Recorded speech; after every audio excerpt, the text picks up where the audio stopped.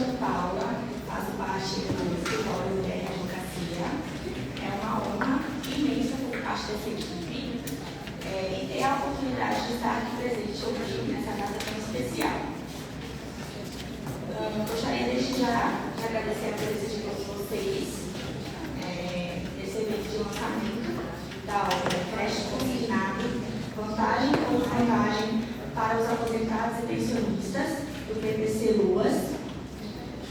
Iniciando esse cerimonial, seria impossível não parabenizar o Martelli pela dedicação incansável na busca e expansão do conhecimento acerca do direito empresarial bancário no estado do RN e no Brasil.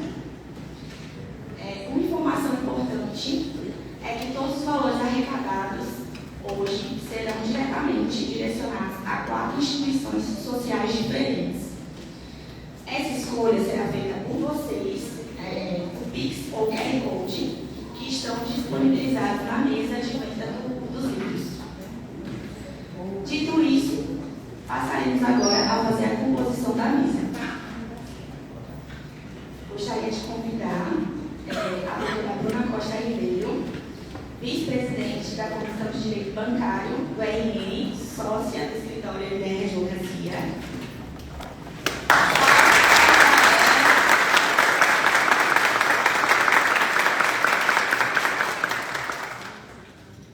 Gostaria também de convidar o Dr. Rodrigo Cavalcante, presidente da Comissão de Fiscalização do Exercício Profissional na OAB Rio Grande do Norte, presidente da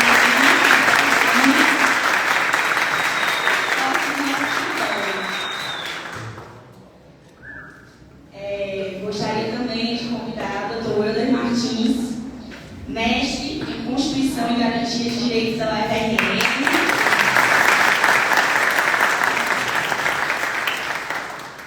E também sócio do escritório. Doutora Ana Paula Barbosa dos Santos Araújo Nunes, juíza da Vara Única da Comarca de Monte Alegre, compondo a mesa como integrante do Poder Judiciário da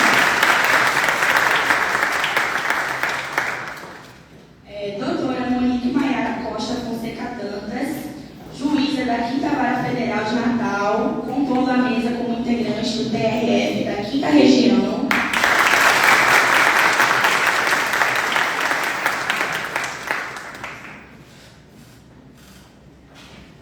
E, para fechar, chamar a nossa estrela da noite, Dr. Marcos Délio Ribeiro Rodrigues, sócio do escritório.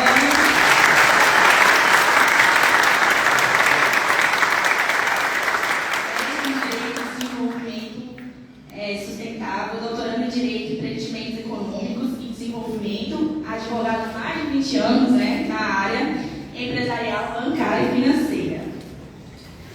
É isso, gente. Boa noite.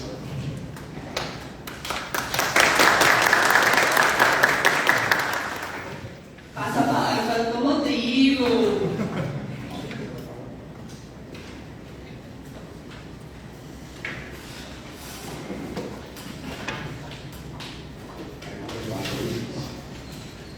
Boa noite, pessoal.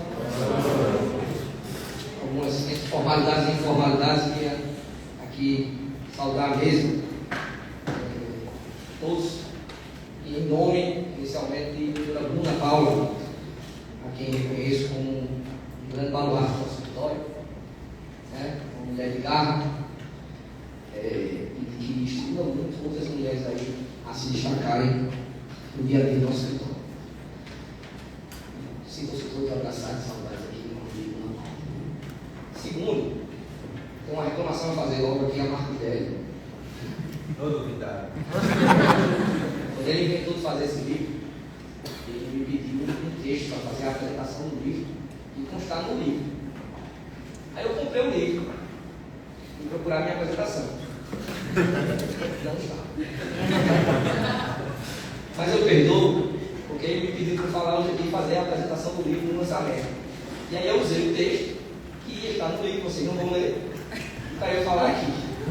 Perdeu. Não se perdeu, Marcos, era a apresentação do livro. Vai seguir o seu segundo.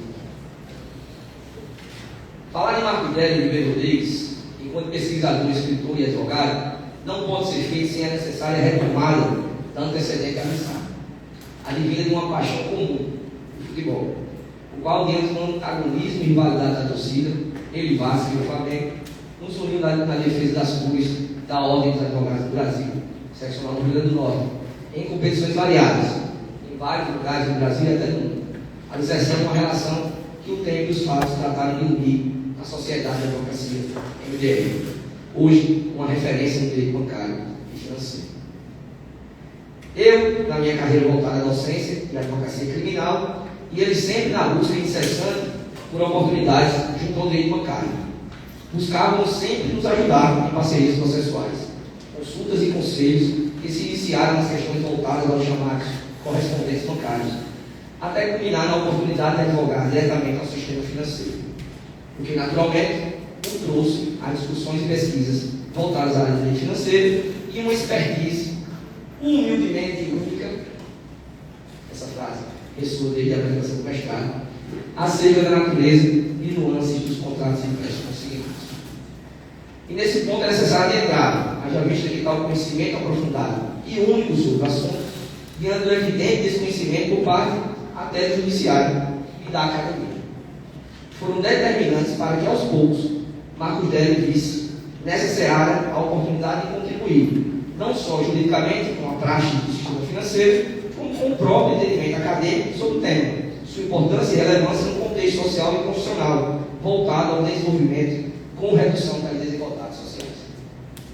Assim, esse bizarro paradoxo entre a atividade bancária e o fomento ao desenvolvimento econômico e social passaram a estimular Marco Délio na pesquisa e, consequentemente, o ingresso do programa de mestrado, como meio de demonstrar, através da metodologia da ciência, se os contratos de empréstimo consignado possuem papel junto à concretização de direitos fundamentais e no alcance dos objetivos traçados na Constituição Federal do Brasil. Esses desafios permeiam toda a academia de Marco Délio na advocacia, quando ousou desafiar os grandes centros de escritório da advocacia para empreender no Nordeste e consolidar seu escritório, atendendo todo o Brasil e grandes instituições financeiras. E não seria diferente na academia, onde desafiou preconcepções acerca da atividade bancária e buscou em sua pesquisa verificar e analisar o papel social e democrático das instituições com o seu marco teórico em Douglas North e emergir nos contratos de empréstimo que atingem uma parcela considerável da população brasileira, enxergando se isto apenas comprova preconceitos e que bancos se limitam à preocupação da obtenção do lucro, ou se sua função ultrapassa essa barreira para atingir o escopo social.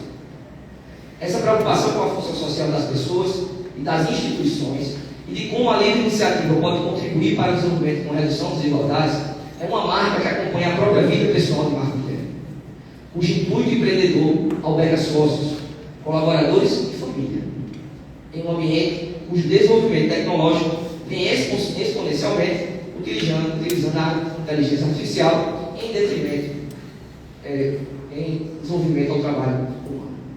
É nesse contexto que o livro Hora Apresentada busca mostrar Marco Délio em sua essência, como um ser humano humilde e resiliente em suas convicções, que enxerga nas instituições e nas pessoas um meio de garantir a democracia, que busca em suas ações gerar emprego, reduzir desigualdades e oportunizar o crescimento pessoal de todas as pessoas ligadas à sua atividade.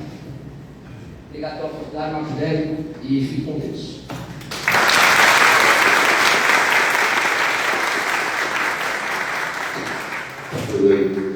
E que voz horrível, né? Vou levantar, vou falar, por favor, né?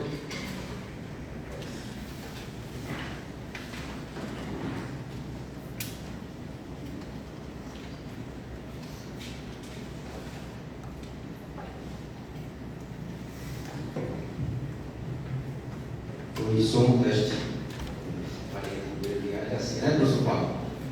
Boa noite a todos, gente. Muito obrigado, professor Rodrigo, vulgo doutor Chapatin, carinhosamente, como eu alcunho, né? Aluno de doutorado, tenho expertise em várias áreas, um dos caras mais inteligentes que eu conheço, e tem um coração bondoso, como vocês acabaram de ver, né? Todos os elogios que ele fez aí, ele deu Dei 50% de desconto, menos na parte da humildade. Isso aí eu não sou humilde para falar de humildade, é 100%. Então, primeiro, uma noite festiva, né? Um livro que é fruto de uma pesquisa de 2 anos e de um exercício profissional, onde nós estamos exatamente na casa da advocacia, da democracia, um exercício profissional de pouco mais de 2 décadas. Então, muito obrigado a vocês que tiraram uma parte do tempo de vocês, que é algo muito precioso. Eu sei das dificuldades, dos compromissos profissionais de cada, pelo menos da maioria aqui, dos compromissos pessoais. Então, o fato de estar aqui já me faz tecer a palavra de gratidão. Muito obrigado a todos que compareceram. Muito obrigado a vocês que compõem a mesa. Mais uma vez, muito obrigado ao meu sócio e amigo, professor Rodrigo. Ainda externando, dentro da humildade, esse exercício de gratidão, né? Não foram só 2 anos de pesquisa que terminaram essa obra, nem somente, ou tão somente, 20 anos de advocacia empresarial e em um funil do direito bancário, financeiro ou econômico. E aí a gente tem ajuda por onde a gente passa. E aí, continuando esse exercício de gratidão, eu não poderia deixar de citar algumas pessoas. A primeira delas, a minha mãe, que está ali, se levanta aí, não, de vermelho.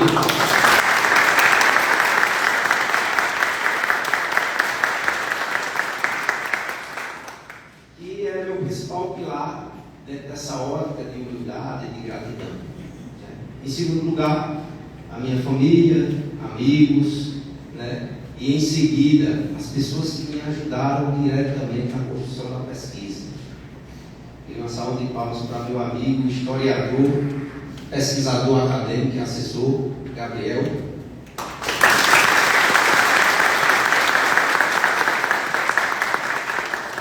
E ator, né, Gabriel? Gabriel foi ter um papel fundamental na pesquisa, nessa parte histórica que a gente fala daqui a pouco. E continua nessa pegada acadêmica aí, me ajudando em todas as áreas. Agora não mais no mestrado, sempre doutorado. Junto com o meu amigo, professor Rodrigo, doutor Chapatinho. Gabriel, Paula, professora Paula, que é irmã do meu sócio Wilder, que também ajudou na construção do português, nas revisões ortográficas, fica registrado o meu agradecimento. Esses agradecimentos específicos estão no livro, estiveram na dissertação que está depositada no UNIP, e agora, pela 3ª vez, eu estou fazendo questão de saudar essas pessoas. Meus sócios, Wilder, Bruna, Rodrigo e Natália, que não pôde estar aqui, infelizmente, mas na condição de sócio, eu sei que ela é uma torcedora. A maioria daqui que trabalha conosco, né, no nosso escritório, e está nas lutas do dia a dia, né, os colegas, amigos de jornada, que a instituição, que o exercício profissional, que a advocacia me apresentou, felizmente, e aí eu vou citar 2 emblemáticos aqui, ou 3, daqui a pouco. Né? E aqui eu estou entre amigos. E estando entre amigos, eu vou descartar o discurso formal. E vou falar de forma mais espontânea, de forma mais amistosa, de forma mais informal, de amigo para amigo. Então, eu vou contar um pouquinho da história aqui, e quando eu começar a conversar, você sabe que, né, eu já fui intimado a falar até 20 minutos. Então, começando a partir de agora, tá? Esse inicial aí não valeu. Então, o que me levou à pesquisa atinente ao crédito político consignado? A vida. Eu posso dizer que foi a vida. Meu início de exercício profissional na advocacia, bem mais novo, bem mais jovem, lá meus 20 e poucos anos, né? Aquela advocacia sozinha, solitária, em que a gente matava um leão por dia, e aqui muitos são assim, muitos já passaram essa fase, e alguns ainda vão chegar nessa fase. Isso é ótimo, essa experiência é ótima. Então, a vida me apresentou um segmento através de pessoas, a gente gostava de estudar, né? Gostava de uma cervejinha. Então, esse network social nos levou a esse caminho do direito bancário. E, plagiando alguns amigos que fazem parte dessa casa, né? Como nós éramos muito novos, trabalhávamos sozinhos, nós enveredamos pelo caminho de advogar para correspondentes bancários. Quem não é muito similarizado com a correspondência bancária, ele é um terceirizado de instituição financeira que intermedia negócios mediante pagamento de comissão para o banco. E existe uma cadeia bilionária de produtividade econômica e de pujança social nesse sentido. Então, eu disse, opa, muito novo, dei o estalo, percebi que era uma área que ia me propiciar muitas oportunidades profissionais. E era exatamente isso que eu estava precisando. Nesse caminho, fui conhecendo pessoas e tive as primeiras oportunidades através desses correspondentes bancários, que aqui eu posso citar. Trabalhei com o Luiz Felipe e a Aninha, que está lá atrás. Hoje, empresários, donos do próprio negócio, mas na época, a Aninha era do administrativo, por exemplo, o Luiz Felipe era gerente comercial e eu era o jurídico, o advogado, o novinho, o advogado novo que fazia o quê? A advocacia, aí plagiando meu amigo Brandão, ou Rico Ossina, para quem conhece, eu fazia a advocacia estradeira mesmo, que era pegar o carrinho de 6 da manhã e com a audiência lá em Caralho, em Correio, Paredes, Caicó, e passar o dia fazendo a audiência. Como era que eu atuava? Eu era terceirizado jurídico de grandes escritórios que advogavam para essas instituições financeiras. Então, de cara, eu tinha um limitador na minha atuação profissional, que era: você só pode participar de audiências, ponto final. E existia um mercado pré-pandemia muito bom. E aqui eu acho que muitos atuaram nesse mercado. E eu fazia isso, ia para as audiências. Só que eu nunca me contentei com fazer somente isso. Eu ia para as audiências e eu comecei a estudar os processos para anunciar aquele audiencista que chega, presente, está aqui com a proposta de acordo, vou embora. Não sei nem o que está sendo discutido no feito. Não. Era novo, era solitário, era advocacia estradeira, mas era esperto. Então, eu conversava com os juízes, os conciliadores, e procurava entender o porquê daquele mercado e daquela enxurrada de ações do judiciário, que, obviamente, proporcionava um mercado de advocacia, isso é positivo, isso é bom, mas que abarrotava o judiciário e a juizada reclamava para caramba. Eu procurei entender isso, e eu entendi. Mas não vou entrar nesse mérito. O ponto é, eu não me contentei com a mera audiência, com o mero ato processual, estudei os processos e flexibilizei minha atuação profissional, que antes era só nas audiências, conciliação ou instrução. Eu comecei a aditar oralmente as defesas, porque 99% dos casos eram sede de juizado especial. Se eu posso atuar no ato processual, eu posso aditar as defesas. E as defesas, porque eu percebi que existia essa lacuna, porque elas não eram tão específicas. O objeto da lei de crédito consignado, que discutia fraude bancária, discutia revisão de contrato bancário, discutia inscrição indevida do consumidor e por aí vai. Então, eu mapeei esses 5 objetos que eram mais demandados e comecei a aditar, dando especificidade nas defesas que não havia, que eram mais generalistas. E o que foi que aconteceu? Os processos começaram a reverter. Como eu atuava indicado pelo correspondente bancário, mas na verdade eu era terceirizado do banco, da instituição, portanto defendia, no final das contas, o pano de fundo defendia os interesses da instituição, do banco. Eu comecei a reverter a situação, tão somente que era acordo de condenação, e o negócio começou a dar extinção e procedência. E aí a gente começou E aí, humildemente, começou a ser uma referência nesse exercício limitado de atos processuais. Então, a juizada já me conhecia pelo nome, aquele menino lá do Banco X. Ele vem aí. O mercado, só que o Tomador que está ali, meu amigo Talmar, a gente já teve alguns embates. O mercado já começou a me dizer, não vá para esse ponto aqui não, porque esse ponto critica e defende. Só vá se tiver certo. Também não venha com petição inicial genérica, porque se a defesa vier genérica, ele vai emendar ou vai aditar oralmente. E isso durou cerca de 5 anos.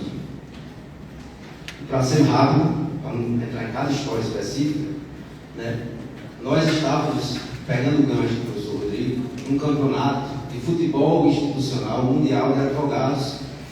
Jean Letelier, um dos maiores previdenciaristas aqui do estado, estava comigo nessa oportunidade, e eu recebi uma ligação. E essa ligação era: volta para o Brasil agora, lá o que você está fazendo, que você tem uma reunião com o diretor do Banco X para apresentar o escritório, deixar de ser terceirizado correspondente e passar a atuar direto no banco privado. Óbvio que não precisava de licitação. Então, eu ia fazer uma apresentação no escritório. E quem era o escritório? Eu. Não tinha escritório. Na verdade, eu era contratado no escritório e eu tinha a liberdade de ter esses clientes, essa atuação por fora. Então, eu tinha que construir tudo do zero. Aí, do jeito que eu estudei agora processual, por que não construir?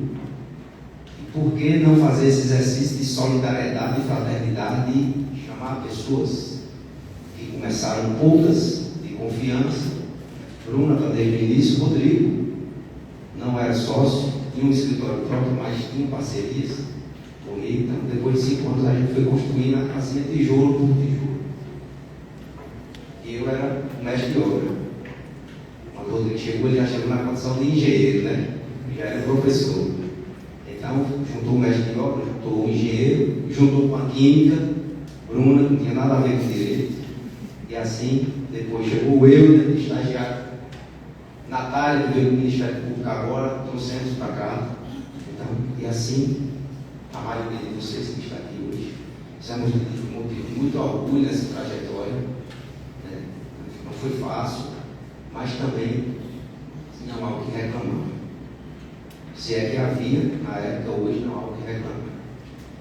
E não é só pelo status quo atual, ou nível que o Rodrigo se referiu de atuação, de projeção nacional, não é nada disso. Não há o que reclamar, porque reclamação não adianta. Você tem que ter proatividade.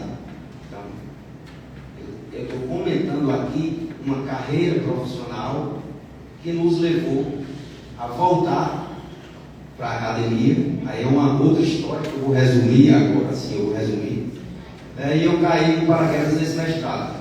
Depois de uma tentativa de doutorado na Universidade Federal da Argentina, que Talmar, que está ali atrás, e Rodrigo. Fomos, eu não vou contar, né, gente? Pode, que a gente estava tanto. Então, passando essa fase, caí há 3 anos atrás no mestrado, né? Essa semente acadêmica foi plantada por Rodrigo. Hoje, várias pessoas no nosso contexto laboral, no dia a dia, são incentivadas a escrever, a estudar, a publicar artigos, a participar de congresso internacional, a até fazer livros, que eu nunca imaginei que seria capaz. A verdade é essa.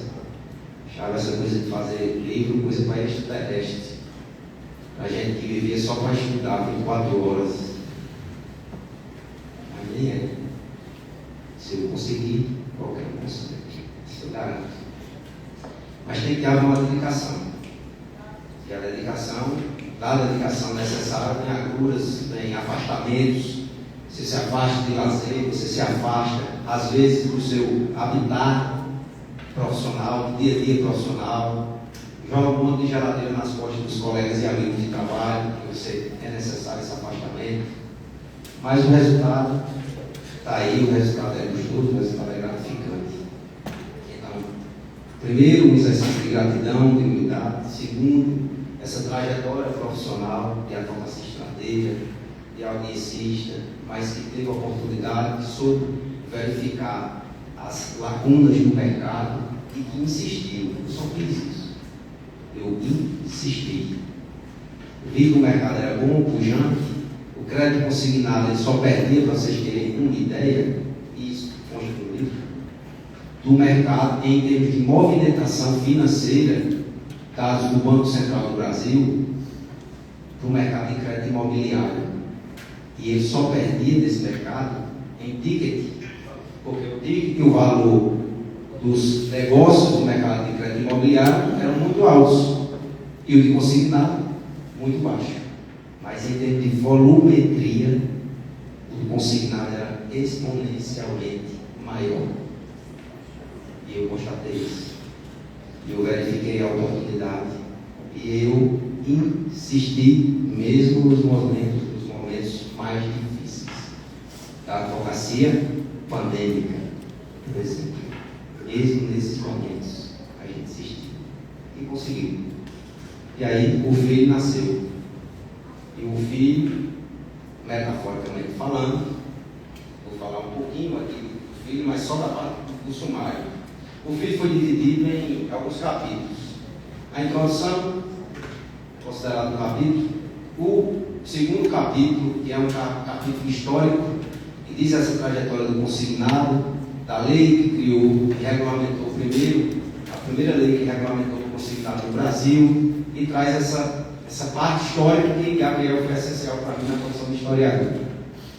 Eu estou um pouco de expertise no campo profissional com a expertise acadêmica de Gabriel. Em seguida, a gente trata do Banco Central do Brasil e a eterna, até hoje existe, a eterna controvérsia de sua independência ou autonomia. E aí, sem enviesar pela seara política, aqui não estamos para isso, mas dependendo do governo, o governo tem um viés mais de autonomia do Banco Central, mais liberal, e o outro não. O outro tem, não de controle, mas de maior participatividade. Então, o Banco Central é protagonista. Por quê? Porque todas as instituições financeiras ficam abaixo do Banco Central nesse guarda-chuva. Esse guarda-chuva da chuva do regulador. Então a gente traz essa discussão, que já foi objeto de ADI no STF. Então a discussão perpassa poder judiciário, seara jurídica, perpassou disputa executiva e perpassa poder legislativo. Então, para onde você for, Banco Central, crédito consignado, tem pano para as mangas para falar. E por fim, a gente traz a problemática da pesquisa, que é decorrente. Na verdade, ela não é decorrente, ela ganhou uma relevância maior há meses atrás, ou há 2 anos atrás, porque houve uma ADI, uma ação direta constitucional do PDT, questionando alguns dispositivos da lei. Era uma portaria que virou lei anos atrás, discutindo a constitucionalidade dessa lei, que fazia basicamente o quê? Ampliava a margem consignável e elastecia os possíveis beneficiários consignados, que são os chamados tomadores de crédito, ou os aposentados, pensionistas e beneficiários de BPC-Loas. Trouxeram esses beneficiários de BPC-Loas para a possibilidade de pegar crédito de instituição financeira. O PDT disse: vai acabar de matar. Quem já não tem condição nenhuma, ainda ficar devendo a banco, vai acabar de matar. Então, a gente metaforizou essa discussão jurídica. De um lado, aqueles que entendem que esse crédito ampliado e elastecido seria maléfico a esse público-alvo, hipossuficiente, hipervulnerável, e de outro lado, não só bancos, o público que diz: opa, peraí, não é assim. Peraí, não é assim. Tem um lado econômico, social, tem análise econômica do direito, e consequencialismo da decisão judicial, que tem que ser ponderado. É assim não. E eu levei esse debate para cá. não há discussão em academia nesse ponto. Nós tivemos a oportunidade de atuar nessa lei do STF como amicus curiae da ANEPS, que é uma associação nacional sediada em São Paulo de correspondentes bancários. Então, a gente atuou nessa lei, a posição de amicus curiae, e a gente defendia que o crédito consignado tem que ser ampliado, tem que ser abastecido e tem que aumentar a margem. Por quê? Isso move a economia. Porque isso ajuda o mais pobre que nunca teve direito a crédito. Ora, se o cara era um invisível, porque não tem patrimônio, porque não tem bens garantidores, a gente vai estar matando esse cara se a gente não der a condição de, quando ele precisar, ter a liberdade de pegar o crédito. Sabe o que era que acontecia? E quem é do mercado do espírito ali, só balançando a cabeça, sabe? Se o STF tivesse carimbado a inconstitucionalidade da lei, esses que precisam, hipossuficientes, hipernecessitados, eles iam continuar precisando de crédito, iam continuar pegando essa mão de empresas que não são instituições financeiras, portanto, não tem controle de teto de juros. Aí ia pegar crédito a 29%. O suficiente. Aí a gente estaria matando. Então, eu sopesei essas situações, para resumir, já sei que o tempo acabou. E, na minha conclusão, tem um jogo de xadrez normativo, que é esse diálogo de leis, de normas, no judiciário, no executivo e no legislativo. Então, a gente aborda a problemática, traz as duas visões e conclui que, e aí eu vou dizer só essa parte da conclusão, que o crédito consignado tem que ser elastecido, ampliado e dado aos invisíveis, senão ele vai tomar onde os juros são maiores, e aí a gente está matando, a gente não está movimentando a macroeconomia, a gente não está dando desenvolvimento ao país e a gente não está prestigiando a parte social. Então, foi por aí. Eu espero que vocês leiam, apontem os defeitos, conversem comigo, se for o caso, sobre proposições. Eu já tenho escrito um segundo volume, essa é a verdade, porque eu tive muita dificuldade para escrever, mas também não parei. Então eu já tenho um segundo volume escrito, vou só adaptar e atualizar. Então eu quero os defeitos do livro para lançar o segundo volume. Eu fico à disposição de todos vocês. Agradeço mais uma vez. Queria, antes de finalizar, mãe, por favor, fique em pé. Queria pedir, essa data, ela não foi escolhida à toa. Hoje é dia 11 de abril e amanhã é o aniversário de minha mãe. Então, como o meu espelho ainda elastecendo, agora não mais a margem consignada, mas o exercício de gratidão e humildade, eu peço um parabéns afetuoso aqui para minha mãe, que ela merece, e o pouquinho de coisas boas que eu tenho, eu devo a ela. Depois eu volto a palavra. Uns parabéns.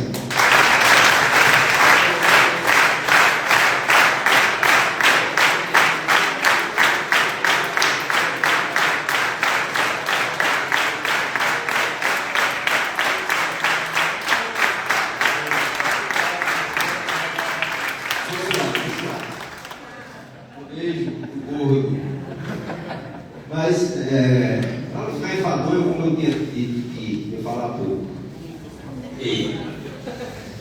ia ser o menos formal possível, ainda calçando a sandália da humildade do livro. O intuito do livro não é nem de longe ficar rico com o livro, nem ganhar dinheiro com o livro, ou algum dinheiro com o livro. A arrecadação, como foi dito aqui, tem 4 PIX. A gente sugere uma quantia de R$50. E vocês vão ver que quando pagarem, o dinheiro já vai direto para a instituição filantrópica. Então, a arrecadação do livro é destinada à filantropia. Nada vem para o nosso curso. Nada.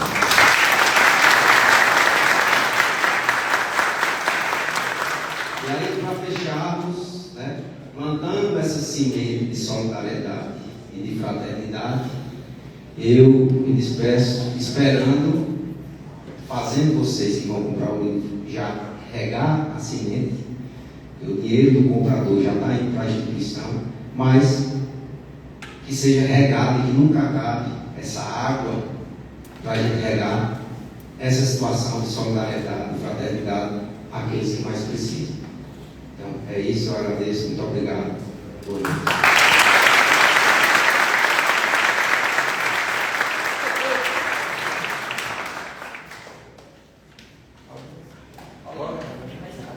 Encerrado. Tem um cofre aí embaixo. No auditório aqui de baixo. E os livros, quem quiser, fica à disposição. Parabéns, meu pai!